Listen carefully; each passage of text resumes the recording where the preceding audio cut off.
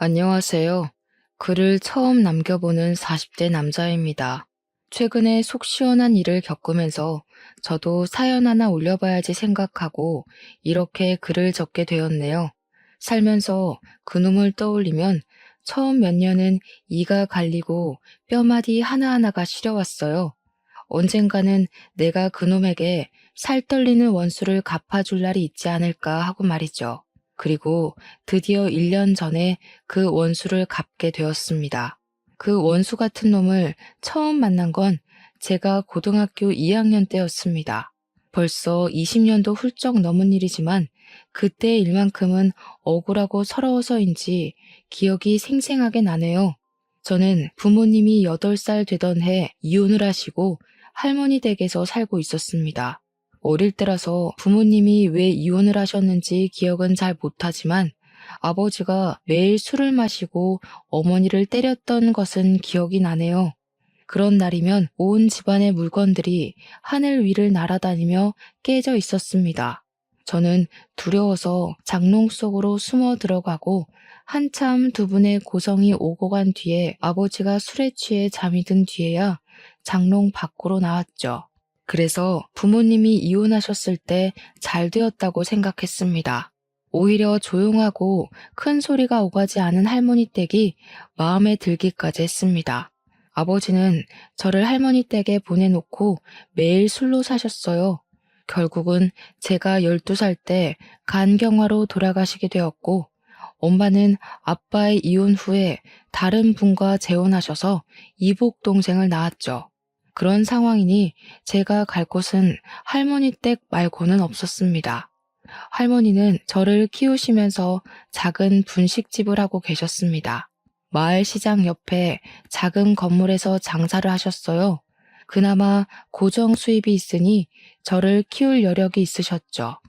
그래서 언제나 저를 길러주고 보살펴주면서 예뻐해 주신 할머니에 대한 애정 또한 남달랐어요.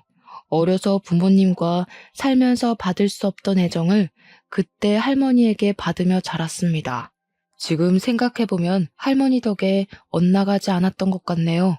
새벽에 일어나 할머니가 조용히 집을 나서시면 저도 벌떡 일어나 할머니 가게로 함께 갔습니다. 철이 들면서부터는 할머니의 일을 돕기 시작했죠. 할머니는 어린 네가 할 일이 아니라며 한사코 말리셨습니다. 저는 그렇게 할머니를 돕는 게 너무 즐겁고 또 행복했었어요. 일을 도와드리고 후딱 씻고 학교로 달려가고는 했죠. 그럴 때면 할머니께서는 제게 말하셨습니다. 현수야, 네가 공부를 잘하는 게 할머니는 제일이야. 그래야 나중에 네가 잘 되지. 네, 할머니. 학교 공부도 열심히 하고 있으니까 너무 걱정하지 마세요. 학교 수업도 열심히 듣고 공부도 우수한 성적을 받아서 할머니를 기쁘게 해드리고는 했습니다. 학교에서 상장을 가져가면 할머니는 활짝 웃으시며 말하고는 했습니다. 아이고, 우리 현수가 또 상장을 받아왔네. 귀여운 내 새끼. 현수야, 할머니는 말이야. 네가 희망이야. 이렇게 떡하니 상장을 벽에 걸어놓으면 시장 안악들이 얼마나 부러워하는지 아니? 나는 딱 그 맛으로 산다. 너를 키우는 맛으로. 잘 자라줘 고맙다 내 새끼. 그렇게 말하며 저를 꼭 껴안아 주셨습니다. 할머니, 저 공부 더 열심히 할게요. 그래서 할머니한테 효도할 거예요. 그래, 장하다 우리 손주. 꼭 성공해서 잘 살 거라. 할머니의 한마디가 저를 웃게 하고 저의 한마디가 할머니의 보람이 되었습니다. 그렇게 저는 할머니에게 사랑받고 학교 친구들하고도 잘 지냈습니다. 딱 여름방학을 한 달 정도 앞두고 있던 고2 여름, 그놈이 우리 반으로 전학을 오기 전까지는 말이죠. 그의 여름은 제게는 잊을 수 없는 일들로 가득했습니다. 처음 그놈이 교실로 들어설 때부터 분위기가 남달랐습니다. 우리는 그 녀석의 반항기가 가득 실린 날카로운 눈빛에 당황하기도 했죠. 당시 텔레비전에서는 일진의 행패와 학교 폭력 문제를 자주 다루었습니다. 교실로 들어오는 그 녀석의 모습이 딱 그런 모습이었어요. 전학을 오면서 첫날부터 교복 바지를 딱 줄여 입고 교복 단추는 몇 개나 채우지 않은 채로 들어왔습니다. 교탁 옆에 서서 모두를 하찮게 쳐다보는 눈빛에 저 녀석은 일진이다라는 생각이 번뜩 들 정도였죠. 전학 온 첫날부터 학교에는 그 아이가 사고치고 전학 온 게 아닌지 소문이 무성하게 퍼져나갔습니다. 그 녀석에게 가까이 가려는 사람은 아무도 없었죠. 저희 학교에는 당시에 학교를 주름잡는다는 일진이라는 애들이 없는 몇 안 되는 학교였습니다. 있어봤자 조금 잘 노는 애들이라고 해야 하나? 명랑하고 학급 일에 적극적으로 나서는 정도였지 사회 문제가 되는 그런 친구들은 없었거든요. 그리고 잘 노는 그 아이들에 제가 포함되어 있었죠. 친구들과 잘 놀면서 공부까지 항상 상위권이니까 친구들은 저를 보면서 신기해했습니다.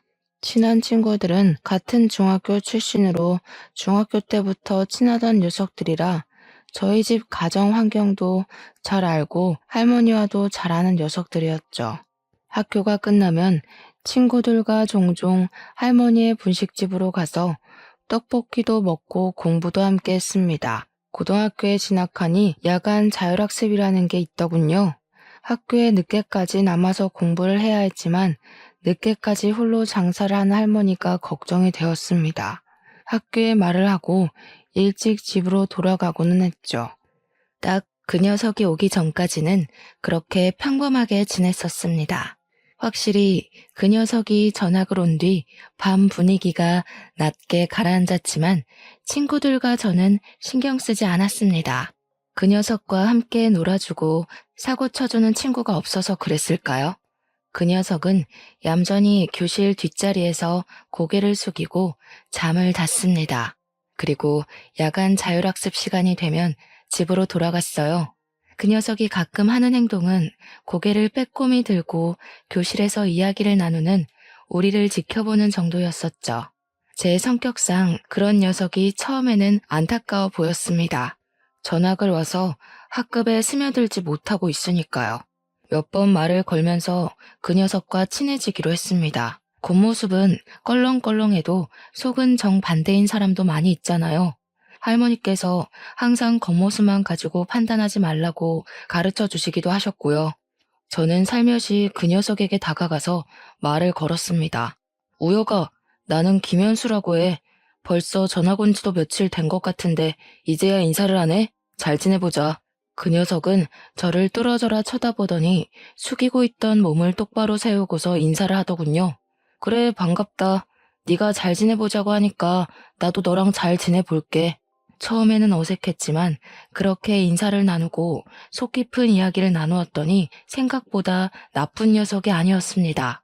그리고 전 학교에서 강제 전학을 왔지만 왜 전학을 오게 되었는지는 제게 말을 안 하니 저도 딱히 물어보기가 그렇더군요. 그래서 말하기 어려운 사정이 있나 보다 그렇게까지만 생각을 하고 더 그 녀석에게 물어보지 않았습니다. 나쁜 녀석이 아닌 걸 알았으니 저는 저와 친한 친구들을 소개해주면서 다 같이 친하게 지내보자고 말을 걸었습니다. 그리고 그 녀석과 제 친구들과 함께 뭉쳐 놀게 되었습니다. 친구들은 처음부터 그 녀석을 신뢰하지 않았습니다. 왠지 꺼려진다고 말입니다. 저는 그래도 잘 지내보자 말하며 친구들을 다독였어요. 그렇게 그럭저럭 우리는 사이좋게 지내다가 여름방학을 앞두게 되었습니다. 여름방학이라고 해봤자 잠깐 일주일 정도 쉬다가 학교를 다시 나와야 할 게 무의미했지만 그래도 밤 10시까지 하는 야간 자율학습은 없었습니다. 그런데 그 녀석이 방학 일주일 동안 자신의 집 별장으로 놀러 가자고 하는 겁니다. 저는 어렵다고 거절할 수밖에 없었습니다. 당시에 할머니가 허리가 많이 안 좋았거든요. 수술을 미루고 미루다가 제 방학에 맞추어서 수술 일정을 잡으셨죠. 그래서 방학 동안 제가 할머니의 병간호를 해야 했습니다. 미안하다. 나는 못 갈 것 같아. 할머니 허리 수술이 잡혀 있어서 내가 간병을 해야 할 것 같아. 너희들끼리 재미있게 놀고 와. 제 사정을 모르는 그 녀석은 왜 간병을 네가 해? 라는 의문의 표정을 저에게 짓더군요. 야, 왜 할머니 간병을 네가 하고 그래? 사람 써. 그럼 되지. 부모님께 사람 붙여달라고 해. 저는 그제서야 그 녀석이 제 집안 사정을 아직 모르고 있었다는 사실을 깨달았죠. 아, 나는 부모님이 안 계셔. 어릴 때 아버지가 돌아가시고 할머니랑 둘이 살고 있어서 간병을 붙일 사람이 없어. 돈도 그렇고 내가 하는 게 더 낫지. 다른 사람은 할머니가 불편해하실 수도 있으니까. 저는 아직도 그 녀석이 그때 짓던 그 오묘한 미소가 머리에 잊혀지질 않네요. 뭐랄까, 기분 나쁘게 한쪽 입꼬리만 살짝 들어올리는 그런 미소 있잖아요. 친구들은 제가 별장에 가지 못한다고 하자 친구들도 별장에 가지 않겠다고 하더군요.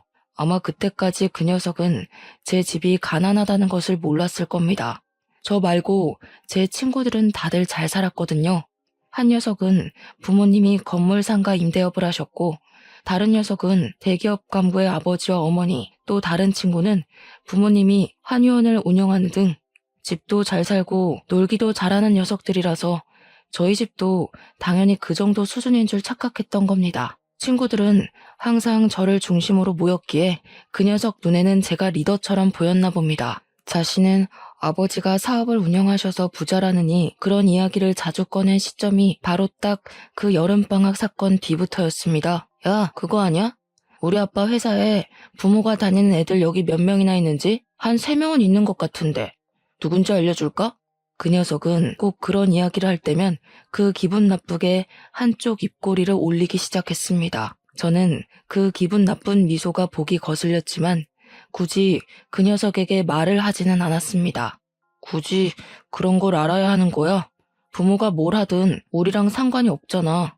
제가 그렇게 말하면 그 녀석은 제가 아무것도 모른다는 듯이 제 어깨를 툭 치면서 말했죠. 야, 너는 그래서 안 된다니까. 부모가 하는 일은 계급이야. 우리 아빠는 사장, 그 녀석 아빠는 우리 아빠 따까리. 그러니까 그 녀석은 내 따까리도 되는 거지. 그 녀석은 그런 말을 정말 쉽게도 내뱉는데 어이가 없었죠. 야, 그런 게 어디 있어. 거기는 엄연히 직장이고 여기는 학교인데 그렇게 연결짓는 건 무리 아니야? 그러니까 네가 그 꼬락서니로 사는 거야. 야, 학교는 졸업하면 끝이잖아. 사회에 나가면 결국 돈이 최고야. 권력이라고. 제 친구들은 그 녀석이 그런 말을 할 때면 그 녀석에게 한 소리씩 하기 시작했습니다. 야, 최우혁, 너는 사람한테 그렇게 말하는 거 아니라고 안 배웠냐? 우혁이 너 현수한테 그런 식으로 말하는 거 기분 나빠. 다시는 그런 식으로 말하지 마. 그리고 다른 애들한테도 그런 식 발언은 듣기 거북하다. 친구들이 정색을 해도 그 녀석은 자신의 집에 돈이 많다는 자랑을 하는 건 도를 넘기 시작했죠. 처음에는 녀석 입장에서 그렇게 보일 수도 있다고 생각했습니다. 저와 너무 다른 환경에서 살았고 주위의 친구들이 그런 녀석밖에 없었으면 잘못된 생각을 바로잡을 기회가 없었을 거니까요.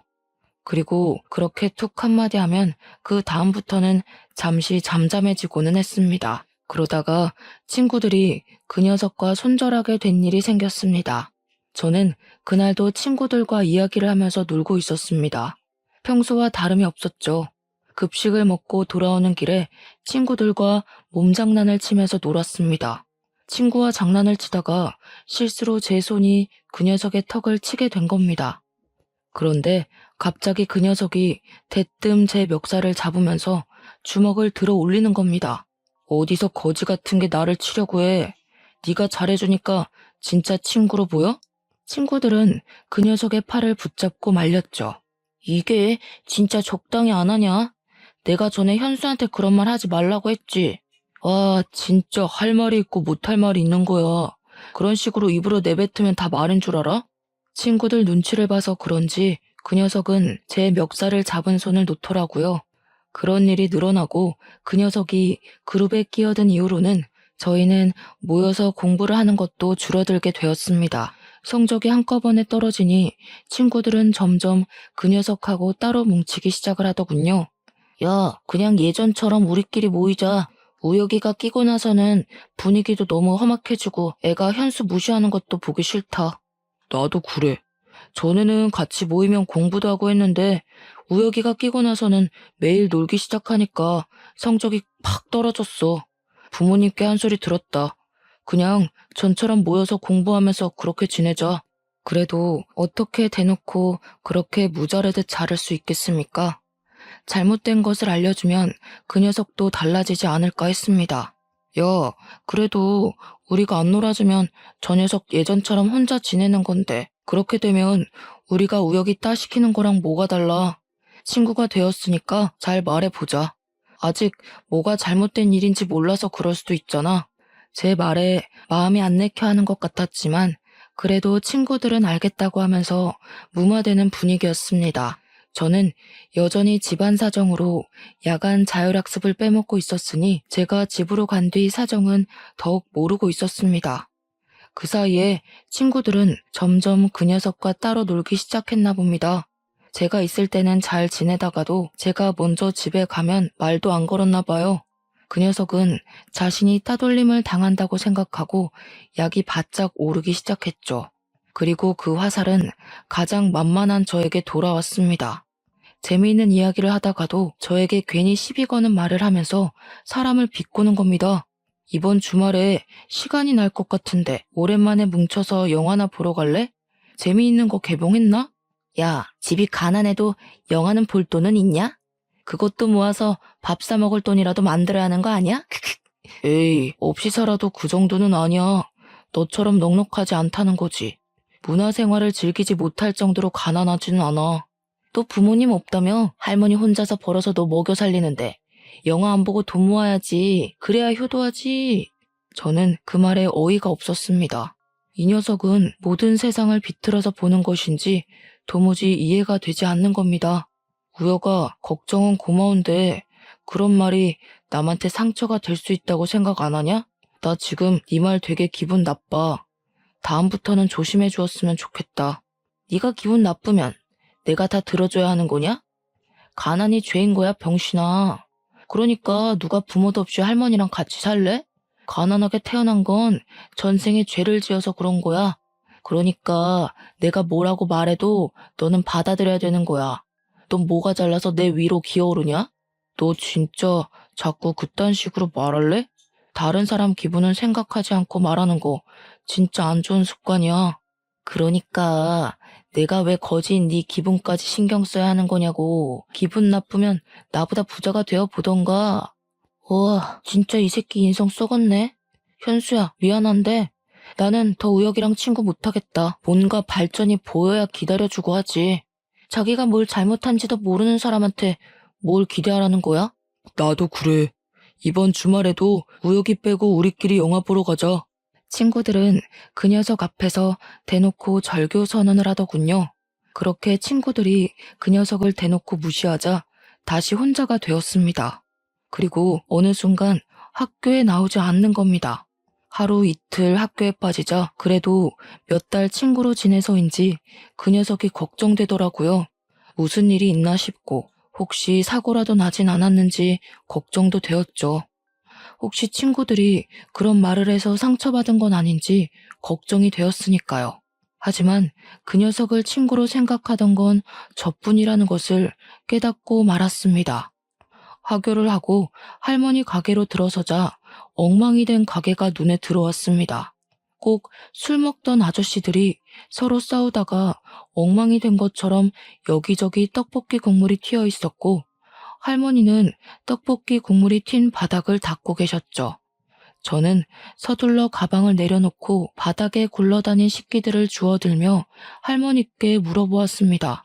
할머니, 여기서 싸움이라도 일어났어요? 이게 어떻게 된 일이에요? 왜 이렇게 엉망이 된 거예요? 할머니는 저를 보면서 깊이 숨을 내쉬면서 제 손을 꽉 잡으셨습니다. 현수야, 너 불량한 애들이랑 어울리고 그러니? 아까 너의 친구라고 하는 애가 와서 떡볶이가 맛이 없다느니 왜 이렇게 지저분하냐느니 그러면서 이렇게 난장판을 치고 갔다. 혹시 걔랑도 친구야? 이 할미는 처음 보던 친구던데 절대 불량한 친구들이랑 어울리면 안 된다. 못된 놈이 친구들을 서너 명 데리고 와서는 이렇게 난장을 치는데 지갑에서 10,000원짜리 몇 장을 두고는 이거면 됐죠 하면서 가는 게 아니니? 얼마 전부터 네가 말한 친구가 걔인 것 같은데 애가 영 쓸모가 없겠더라. 네 친구라는데 바로 신고하기도 그렇고 너한테 일단 물어보려고 기다렸다. 할머니의 말을 듣고 저는 주먹을 꽉 쥐었습니다. 할머니가 말한 녀석이 누군지 짐작이 가기 시작했으니까요. 학교를 빠지고서 한 일이 이런 일이라니. 이제 그 녀석이 친구로도 인간으로도 안 보였습니다. 할머니, 제가 잘 말할게요. 일어나세요. 허리 아프세요. 제가 치우겠습니다. 네가 어떻게 다 치운다고 그러는 거니?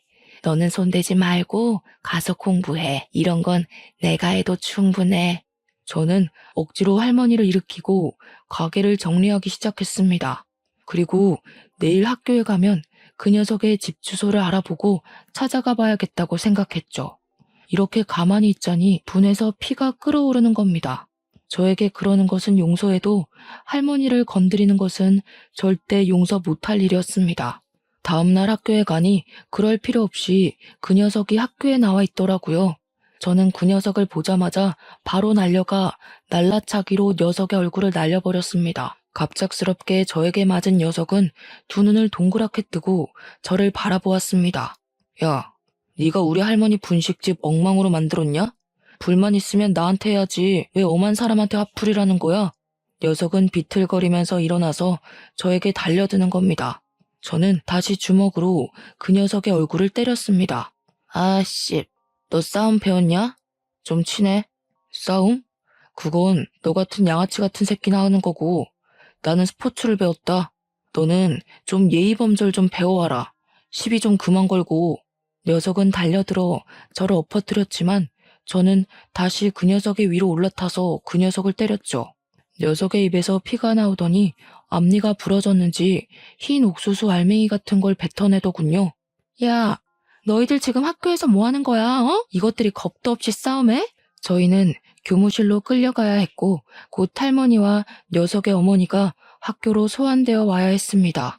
교무실은 녀석 어머니의 비명으로 가득 차게 되었습니다. 이게 뭡니까? 지금 내 아들 얼굴을 누가 이렇게 만들어 놓은 거냐고요? 어떻게 사람 얼굴을 그리고 앞니가 2개나 빠지는 게 말이나 됩니까? 애가 학교에서 하라는 공부는 안 하고 사람만 패고 있고 우리 아들 이런 짓 당하게 하려고 이 학교 보낸 거 아니라고요? 아이고, 정말 죄송합니다. 제가 다 잘못 가르쳐서 일어난 일이니 한 번만 봐주십시오. 할머니가 그 녀석의 어머니께 싹싹 비는데 마음이 너무 아팠습니다. 조금만 더 참을 걸 참았으면 할머니가 비는 일은 없었을 텐데 죄책감이 밀려왔어요. 그런데 제 옆에 있던 그 녀석이 희죽거리며 저를 쳐다보더라고요. 그 순간 조금 더 패줄 걸 하는 아쉬움도 들었습니다. 결국은 학폭위가 열리게 되었습니다. 그런데 그때 분위기를 아시는 분도 있겠지만 부모도 없고 가난한 저에게 유리하게 돌아갈 리가 없었어요. 평소에 저를 예쁘게 보던 담임이나 교감 선생님도 저의 잘못으로 몰고 갔습니다. 그리고 그 녀석의 어머님과 바쁘게 주고받는 눈빛을 보아하니 촌지를 받은 게 분명해 보이더군요. 이건 명백한 현수의 잘못입니다. 어디서 신성한 학교에서 싸움을 벌입니까? 저는 항상 아이들에게 이곳은 학문을 성취하는 곳이라고 가르쳐 왔습니다. 이렇게 문제를 일으키는 학생을 계속 제 반에 그리고 학교에 두면 안 된다고 생각합니다. 그럼요, 김 선생. 참 옳은 말 잘하셨습니다. 한번 사고치고 문제를 일으키는 애들은 또 그럽니다. 어릴 때 싹을 잘라버려야죠. 저는 돈에 못 이겨 교육자가 지녀야 할 자존심을 버린 두 분을 보고 더는 이 학교에 다니기가 싫었습니다. 아이고, 선생님, 아직 어린애들이 뭘 알겠습니까? 아직 치기 어린 혈기에 사고친 걸 너그럽게 용서해 주시면 안 되겠습니까? 제가 이렇게 빌겠습니다. 할머니는 자리에서 일어나서 선생님과 그 녀석의 어머니 앞에서 무릎을 꿇고 빌었습니다. 저는 그 모습에 눈이 돌아버리고 말았어요. 할머니, 저 사람들한테 왜 빌어요? 그럴 가치도 없는 사람들인데. 당장 일어나요. 저는 소리를 꽥 지르고 할머니를 붙잡아 일으켜 세웠습니다. 저는 학생으로서 두 분을 정말 존경했습니다. 하지만 지금 그 존경심이 땅으로 떨어졌네요. 돈이 뭐라고. 한 번도 제가 왜 저 녀석을 때리게 되었는지 물어보셨나요? 물론 제가 친구를 그것도 학교에서 때린 건 100번 양보해서 잘못했다고 생각합니다. 하지만 지금 제게 보여주신 모습을 보니 제가 스승님을 잘못 골랐네요. 자퇴하겠습니다. 이런 사람들한테서 배울 게 없다고 생각해서요. 퇴학을 당한 게 아니라 저는 스스로 자퇴한 겁니다. 그렇게 말하고 저는 할머니의 손을 꽉 잡았고 학교를 나왔습니다.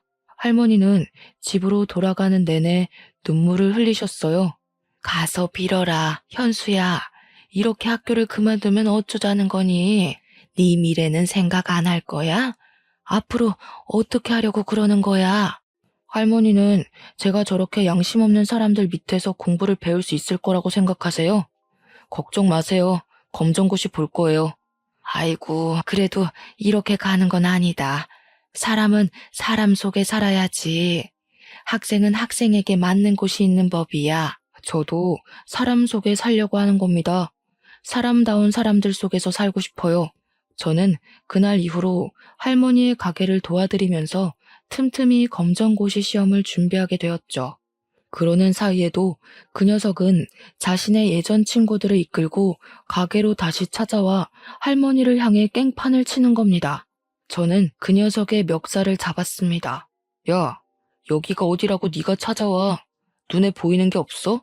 다른 이도 빠지게 만들어줄까? 해볼래? 왜?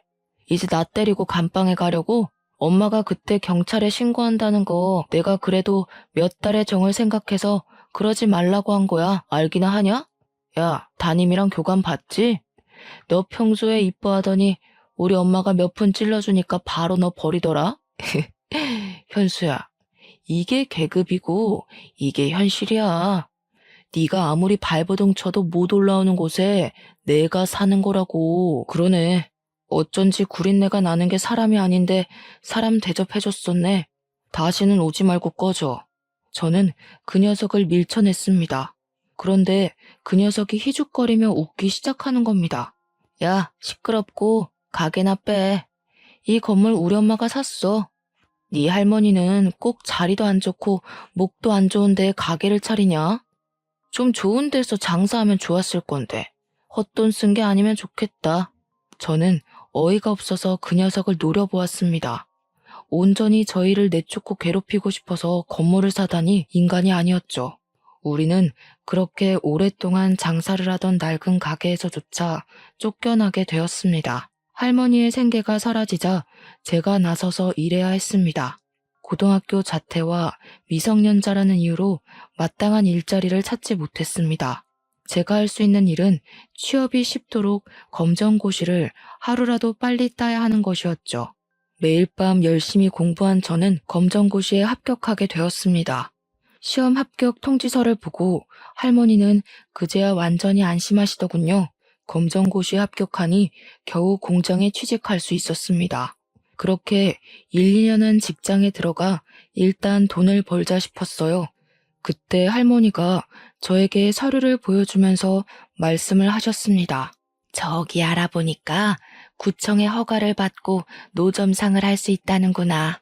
가게 보증금 받아놓은 거 있으니 이걸로 노점상을 해볼까 한다.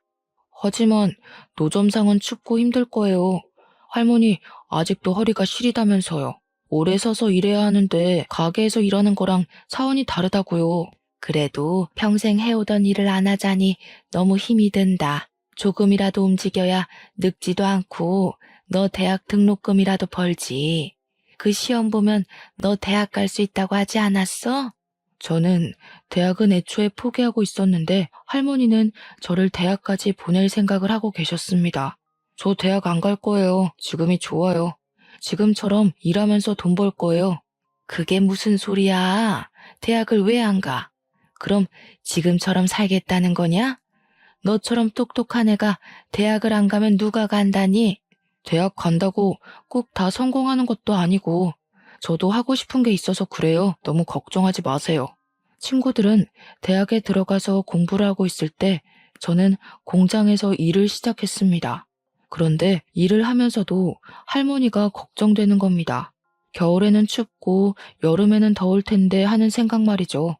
아직도 허리 건강도 나쁜데 노점상은 일반 가게보다 몇 배는 더 힘들잖아요. 상하수도가 없는 노점상은 물을 사용하려면 멀리 나가서 길러와야 했기에 허리가 안 좋으신 할머니가 걱정이 되었습니다. 회사를 그만두고 할머니를 도와 장사를 하고 싶다고 말했어요. 할머니는 제가 장사를 하겠다니까 또 노발대발하셨습니다. 회사를 그만두었다니 그게 무슨 말이야? 왜? 거기서 너한테 뭐라고 하더냐? 학교 그만두었다고? 그래서 그러는 거야? 할머니는 또 제 걱정부터 하셨죠.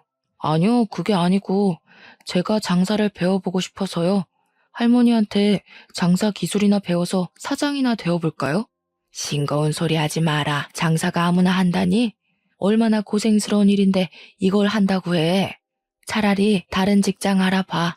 이번에 대학이나 가던지. 장사가 얼마나 힘들고 고된데 너까지 일을 한다고 하니? 할머니는 평생을 하셨잖아요. 아마 저도 할머니 닮아서 타고났을 수도 있잖아요. 정 그렇게 걱정되시면 딱 몇 년만 해보고 안 되면 깨끗이 접고 대학 갈게요. 어때요? 허락해 주실 거죠? 할머니는 제 고집에 못 이겨서 결국 허락하셨습니다. 그렇게 저는 할머니의 노점상에서 같이 떡볶이와 분식을 팔게 되었습니다. 처음 몇 달은 정말 고생을 많이 한 것 같아요. 생각보다 장사가 안 되고 할머니를 도와서 일하기는 했지만 노점상이라서 단골이 생기는 게 꽤 어렵더라고요. 그리고 굳은 날에는 아예 장사를 못할 때도 있으니 가게를 가지고 장사를 하는 것과 노점상은 정말 하늘과 땅만큼의 차이가 나는 것 같았죠. 그렇게 몇 달을 고생하니 저희에게도 꾸준히 찾아오는 단골이 늘기는 했습니다. 할머니가 떡볶이를 오래 만들기도 하셨지만 재료를 허투루 쓰시지 않으셨거든요. 그때만 해도 할머니는 고추장을 직접 만들어 쓰셨어요. 장맛이 바뀌면 맛도 바뀐다고 항상 고추장을 만드시면서 장사를 하셨죠. 그래서 저희만의 고유의 맛이 있었습니다. 그 맛을 잊지 못하고 찾아오는 손님이나 그리고 예전 가게를 할 때 손님들도 노점상으로 찾아오셨습니다. 점점 단골 손님이 많아지니 몇 년 만에 가게를 오픈할 정도로 여유가 생겼어요. 번듯한 가게를 오픈하고 보니 마음도 뿌듯하고 할머니 또한 저에게 공부하라는 말은 하지 않으셨죠. 그렇게 가게 오픈하고 몇 년을 바쁘게 장사를 할 때였습니다. 깔끔하게 정장을 갖춰 입은 분이 가게 안으로 들어오더니 떡볶이를 시키시는 겁니다. 저렇게 정장 입은 분들도 떡볶이를 좋아하시는구나 하고 반쯤은 신기하게 쳐다보았죠. 그분은 떡볶이를 다 드시고 저에게 다가오셨습니다. 사장님, 소문대로 떡볶이가 너무 맛있네요. 특별한 비법이라도 있으시나요? 특별한 비법이요? 비밀이라고 하면 고추장을 저희가 직접 담근다는 걸까요? 그것 말고는 특별한 레시피는 없습니다. 역시 그래서 이렇게 깊은 맛이 나는군요. 혹시 저희와 계약하고 프랜차이즈를 내볼 생각이 있으십니까? 그 말을 듣고 우리 집 떡볶이가 다른 떡볶이들보다 경쟁력이 있다는 것을 알게 되었습니다. 신사분에게는 고민을 좀 해보겠다고 말을 했어요. 제 스스로 프랜차이즈를 차려보고 싶은 욕심이 생겼거든요. 장사가 끝난 오후에 본격적으로 프랜차이즈에 관해 공부를 하게 되었습니다. 프랜차이즈는 고유한 맛을 어떻게 일관되게 유지하면서 여러 점포를 유지하는지가 가장 중요하더군요. 그러면서 유통과 공장형 재료를 만들 것 등등 생각보다 복잡한 작업이었습니다. 저는 국가 사업으로 청년 지원을 받아서 공장을 세우고 할머니의 장맛을 유지하면서 고추장을 대량 생산하는 연구를 하기 시작했습니다. 제가 거기에 매달리는 동안은 할머니께서 사람을 써서 가게를 운영하셨죠. 그렇게 2년 정도를 공들인 결과 할머니 장맛을 유지한 떡볶이 소스를 개발하게 되었습니다. 떡볶이 소스를 만들고 프랜차이즈 사업을 시작하게 되었죠. 그렇게 사업을 시작하니 특색 있는 소스 덕분에 프랜차이즈를 하고 싶다고 많은 분들이 찾아왔습니다. 다들 자리를 잡아가고 사업이 안정을 찾아가니 점점 자신감을 가지게 되었습니다. 다른 사업에도 발을 넓히게 되었어요. 요식업 중심의 프랜차이즈를 개발하는 업체로 키워나가고 싶었죠. 좋은 아이템을 발견하면 그것을 다시 연구하고 개발하면서 새로운 프랜차이즈 사업체로 오픈하는 겁니다. 떡볶이 사업의 뒤를 이어 핫도그 사업까지 대박을 치게 되면서 전문 프랜차이즈 기업으로 발전하게 되었습니다. 그리고 바로 1년 전에 저는 새로운 프랜차이즈점을 오픈하면서 그놈을 다시 만나게 되었습니다. 수십 명의 사람을 모아놓고 프랜차이즈 사업주를 모집하는 설명회를 열게 되었죠. 한참 설명하고 있는데 익숙한 얼굴이 보이는 겁니다. 저를 보고 그 녀석도 놀랬는지 제가 쳐다보니까 고개를 쓱 돌리면서 제 얼굴을 회피하더라고요. 저는 설명회가 끝나고 일부러 그 녀석에게 다가갔습니다. 저를 본 그 녀석의 얼굴이 점점 굳어가면서 당황하는 기색이 역력해 보였죠. 저는 손을 내밀면서 악수를 권했습니다. 잘 살았어? 어떻게 이렇게 만나지? 나는 너를 다시 만날 줄은 생각하지도 못하고 있었는데. 참, 운명이라는 게 짓궂기도 하네. 앞니는 잘 심어놨네? 아, 앞니 임플란트 했지. 나는 뭐 잘 살았어. 너도 좋아 보이네. 이런 큰 사업을 하고 잘 사니까 보기 좋다. 저는 그 녀석의 말에 정말 웃음만 나오는 겁니다. 말은 그렇게 해도 똥 씹은 표정을 하고 있었으니까요. 그런데 정말 나는 여기서 너를 볼지 몰랐어. 너희 아버지가 큰 사업을 하고 계시다고 했잖아? 우리 반에도 너희 아버지 회사에 다니는 애들이 많다고 하지 않았나? 그런 큰 기업을 물려받을 줄 알았는데 보통 우리 사업 파트너분들은 너희 아버지 같은 큰 회사에 다니다가 퇴직금으로 남은 여생을 보내려고 찾아오는 분들이 많아. 아니면 젊어서 요식업 사업에 큰 꿈을 가지고 있는 분들도 있고. 그런데 너는 둘 다 아닐 것 같은데? 저는 그 녀석의 사정을 한눈에 알아보았지만 일부러 말끝을 흐렸습니다. 사람 일이 그렇게 쉽게 풀리면 좋지.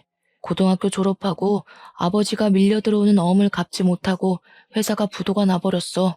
그래서 집안이 빚더미 안게 되고 대학도 졸업 못하고 나도 바로 일을 시작했어. 그리고 내가 얼마나 어리석었는지 알게 되었어. 그동안 너무 미안해. 이렇게 말한다고 용서가 안 된다는 건 알고 있지만 그때는 너무 어렸잖아. 뭐 어린애처럼 무릎 꿇고 빌길 원하는 건 아니지? 18살이면 알 것 다 아는 나이지 않아? 주민등록증도 나오는 나이인데 어떻게 어리다고만 하겠어.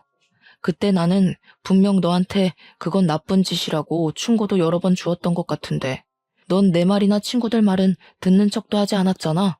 근데 너의 그 질 나쁜 친구들이랑은 잘 지내는 거야?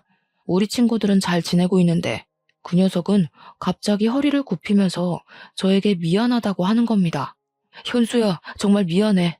제발 옛날 일은 잊어주라. 벌써 20년도 넘은 이야기잖아. 옛날 이야기 꺼내서 너한테 좋을 거 하나도 없을 거 아니야. 나한테 안 좋을 건 뭔데? 아, 고등학교 때 자퇴한 거? 내 잘못도 아닌데 자퇴한 게 잘못인가? 내가 누구 때문에 그렇게 되었는지 너는 알잖아. 그러지 말고 일어나. 네가 자꾸 그러면 다른 사람이 나를 이상하게 보잖아. 나는 너처럼 네 가난을 가지고 모욕하지도 너의 노모를 괴롭히지도 않았는데 이건 너무 불공평하잖아. 제 말에도 허리를 계속 굽히고 있더라고요. 너 정말 너무한 거 아니냐? 내가 이렇게 부탁하잖아. 그때 일쯤은 그냥 묻고 지나갈 수 있는데 뭐가 어렵다고 하는 거야? 나는 그때 일 용서 못하겠다고 말하는데 네가 우기니까 그러는 거지. 그리고 내가 어떻게 성공했는지 알려줄까?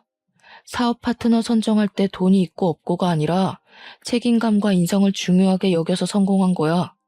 그래서 내 사업에는 적은 자금으로도 창업할 수 있는 거고 나와의 신뢰를 가장 중요하게 여기니까 사업주분들은 신뢰를 유지하기 위해서 열심히 사업을 번창하고 키워나가는 거지. 그런데 난 너를 신뢰하지 못하겠다. 미안하다. 너와 함께 사업을 할 생각은 없네. 제가 그렇게 말하니까 갑자기 흥분한 녀석이 저에게 달려드는 겁니다. 그러면서 제 멱살을 잡고 화를 버럭 내더라고요. 원래는 아무것도 가진 게 없던 놈이 양복 입고 몇 번 운 좋게 성공하니까 눈에 보이는 게 없지? 응. 그런다고 네가 다 가진 것 같아? 세상 다 산 것 같아? 부모도 없고 엄마가 버리고 간 놈이 뭐가 잘났다고 내 앞에서 그딴 식으로 말하는 거야? 그러니까 말이야. 아무것도 없던 네가 왜 나한테 이러는지 모르겠어. 넌 네 손에 쥔 것들이 다 네 것이라고 착각했나 보네. 넌 처음부터 아무것도 한 게 없는데 말이야. 다 너희 아버지가 이룬 거 아니야? 그런데 왜 이렇게 당당하게 구는 거야? 결국 하나도 없이 다 잃었잖아. 그래서 고소하냐? 내가 네 앞에서 빌빌 키니까 아주 기분이 좋아? 미안한데 나를 너와 같은 취급은 하지 말아주었으면 좋겠다. 기분이 좋은 게 아니라 반가운 거지. 네가 망하고 내게 와서. 오늘은 예정을 생각해서 그냥 넘어가 줄게. 보안팀, 여기 내 친구분 좀 밖으로 모셔다 드려. 녀석은 나가면서까지 화를 버럭대며 보안팀에 화풀이를 하고는 자기 발로 나가버렸습니다. 그 뒤로 아는 사업체 사장들과 이야기를 나누게 되었습니다. 이미 저와 악연이 입을 타고 이곳저곳 흘러들어갔는지 여러 곳을 기웃대었지만 그 녀석의 인성을 아는 타 프랜차이즈 업체들은 다 거절을 했다고 하네요. 자업자득이었겠죠. 그리고 들리는 말에는 홀로 가게를 오픈하게 되었지만 사업 기술도 장사 머리도 없었던 녀석은 1년도 안 되어 폐업을 신청했다고 합니다.